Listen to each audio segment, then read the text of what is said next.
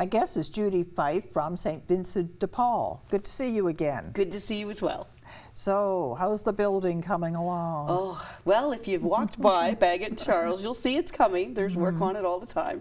We're hoping sometime mid-summer, late summer, to be in. It's kind of hard to nail down those dates, as I've learned, but it's definitely there's progress. Great, Yes. great. So will you be having a big grand opening or? Absolutely. And as we get closer to knowing what that date will be, we'll be able to plan such events. But we'd like to do some tours from some of those donors who were really integral in getting us over the finish line. But of course, all of our community partners and our clients as well, who've been anticipating this now for so many years.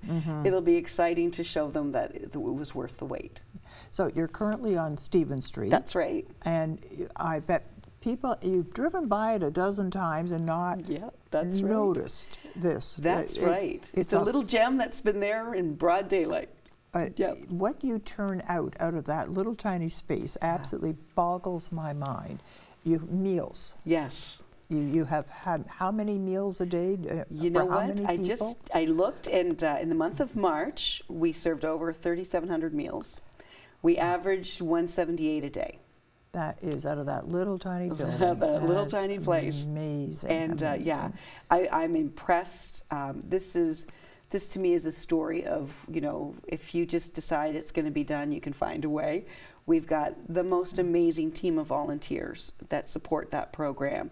We have an amazing cook, Gareth Hewitt, who not only provides great food, but does it in such a fun and loving way that the volunteers enjoy coming in, and the clients enjoy the opportunity to just connect with folks. So it's quite lovely. Yeah.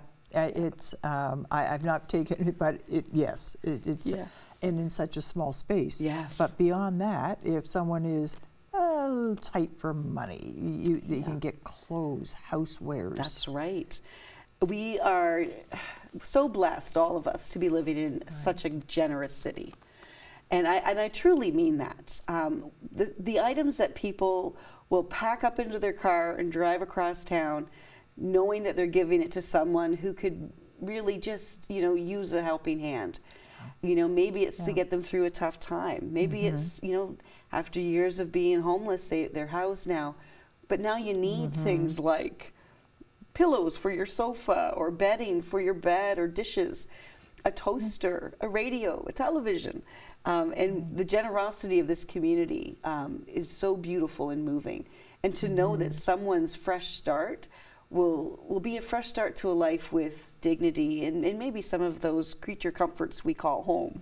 And also women who have left an abusive relationship and now have to start all over. They left with nothing and now they're starting over, and you would play such a big part in their lives. Yeah, you know what, it's a gratifying position to be in, to see, to be given the honor of helping someone walk those rough roads until they can get stable. And the beautiful thing is, once that's happened and maybe we're a few years down the road, that individual is often coming back to donate and support, to pay it forward almost. Yes. But almost backward at the same time, because they are revisiting where they once needed help so that they could provide help to another. It's beautiful. Nobody knows like someone who's walked in those shoes, right? That's the story of it, isn't it? Yeah, for sure, for sure. So the new place, so we talk about the old place, wow, what you turn out of there, but this new place is really exciting. So some of the facilities it will have. Well, I'll tell you, for me, I think the most exciting thing will be having in-house dining again. We lost that because of COVID, and then the number stayed so high after COVID that we really couldn't dial back and be in-house dining again. And so we've held off until we get to the new facility, but there we'll be able to seat 120 people. And just to have folks to come in the morning and read a newspaper, have a cup of coffee, connect with their community, their peers, their neighbors, their family sometimes, and of course staff and volunteers who are also seeking for a way to connect. Yeah, because it's not always about a free meal. It's about loneliness. It's about people who need to, it's a chance to see other people and have a conversation. And I think we sometimes forget how painful loneliness is. Yeah. And the cost of it on someone. It's hard to stay motivated. It's hard to stay hopeful when you feel like you are alone in the world. And coming together, and even if it's as simple as a cup of coffee and a good belly laugh, that can be transformative. Well, I've heard that they've equated loneliness with the health risks of loneliness equivalent to smoking 15 cigarettes a day is the stat I've always heard. Yeah. It's stressful. The world can be a dark, cold place. And you think you're the only one in this position. Everybody else has somebody, not you. It must be And I think really it plays hard. a part in shame, because if you feel alone, you're assuming everybody else's life is going okay and that they're successful and they don't have challenges, and you for somehow are suffering, and it must be your fault. And you don't want to tell anybody. You don't want to tell. Because you think everybody else, nobody else is in this position. Yeah, that's it. I could see it. I Yep. could see it. And having a place to come together where someone can say, oh, I was in your spot a year ago, but guess what? This happened and this happened, and oh, here's some ways that maybe it'll help you. And coming together, there's such a power in that. So that's, to me, the most exciting room. Oh, I can imagine. Yeah. But then instead of it getting better with people who have become successful and can now mentor people who are going through a difficult time, the numbers are going the other way. You're seeing more and more people, and it isn't just loneliness. These are people who absolutely they need.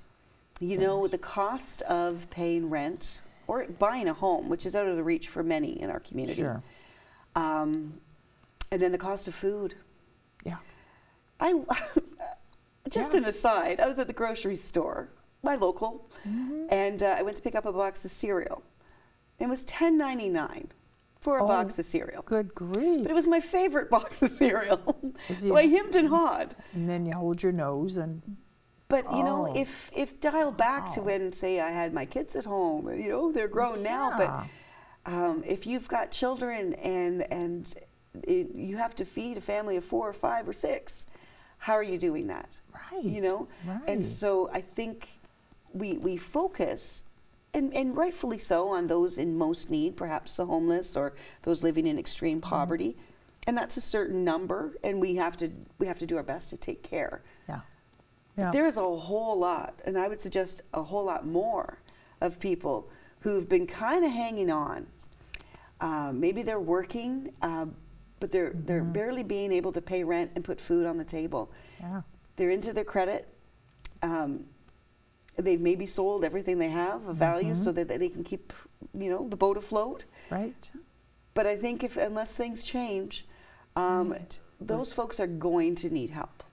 And we like to think of ourselves as going to be well positioned to be there for families, for that working family who's struggling along and maybe doesn't need ongoing help, but geez, maybe once in a while, every few months they might need just a little. That's right. Yeah. And I think we're well positioned to be that. Certainly, the new facility is a community center. That's what we've named it, specifically so that people who maybe never needed charity before can recognize it as, no, this is just neighbor helping neighbor. And we all, at some point in our lives, need a little help. You know, and it may not be financial help, but you need help. You need, you know, carrying something that's just a little too heavy for you these days. Yep, you know what? That's it. And when you've got a young neighbor or someone that just steps up, or they see you out there shoveling snow and they come along with a shovel and they say, here, I'll help you. It's just, so it's not even a matter of not being able to afford, it's just not being able to do things anymore. Well, life is better together. We know that. Well, I think there's something to that. I do too. Yeah. I do too.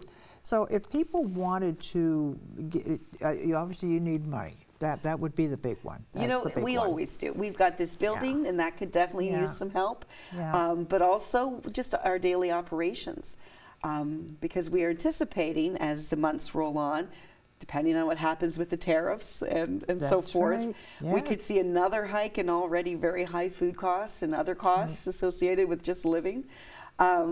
So we don't know what the demand's going to be, but we really do want to make sure that we're there because we don't turn people away. Right. But we need the help of the community in order to ensure that we will be well resourced to be able to do that. And so, yes, they can go online to our website. They can drop by for a visit and have a chat. And if they want to leave a donation, that's wonderful. And certainly they can even mail a check in.